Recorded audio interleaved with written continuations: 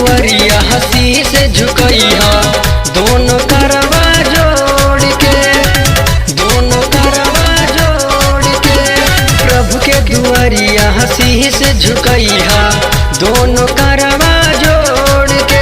तनियावाना तनियावाना अवध नगरिया अरे गोंडा सहरिया छोड़ के। तनियावाना अवध नगरिया अरे गोंडा सहरिया छोड़ के। प्रभु से अर्जी लगावल जाई दोनों करवा जोड़ के। प्रभु से अर्जी लगावल जाई दोनों करवा जोड़ के। तनियावाना तनियावाना अवध नगरिया अरे गोंडा सहरिया छोड़ के। तनियावाना अवध नगरिया अरे गोंडा सहरिया छोड़ के। दोनों करवा जोड़ के, दोनों करवा जोड़ के।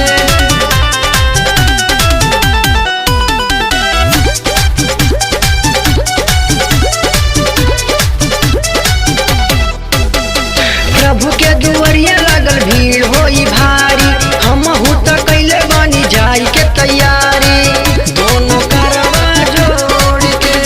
प्रभु के दुआरिया लागल भीड़ होई भारी, हमहू त कैले बानी जाई के तैयारी दोनों करवा जोड़ के।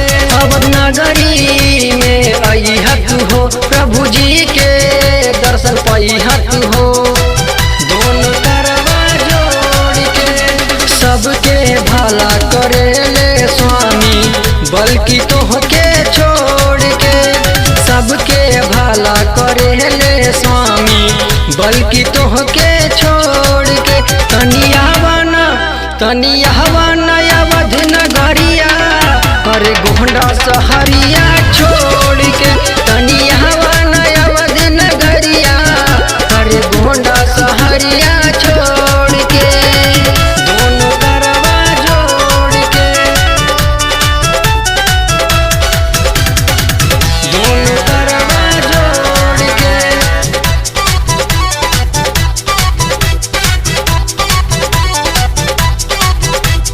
जहाँ गली गली गूंजा तट राम नाम हो, बन जाला सब ही के बिगड़ल काम हो दोनों करवा जोड़ के। जहाँ गली गली गूंजा तट राम नाम हो, बन जाला सब ही के बिगड़ल काम हो दोनों करवा जोड़ के। सुनी सैया जी हमर एको बात, तनियावा गोंडा फैजाबाद दोनों करवा जोड़ के। सच कहतानी तुहसे बलमुआ आवना तू दौड़ के। सच कहतानी तुहसे बलमुआ आवना तू दौड़ के। तनियावाना तनियावाना अवध नगरिया अरे गोंडा सहरिया छोड़ के। तनियावाना अवध नगरिया अरे गोंडा सहरिया छोड़ के।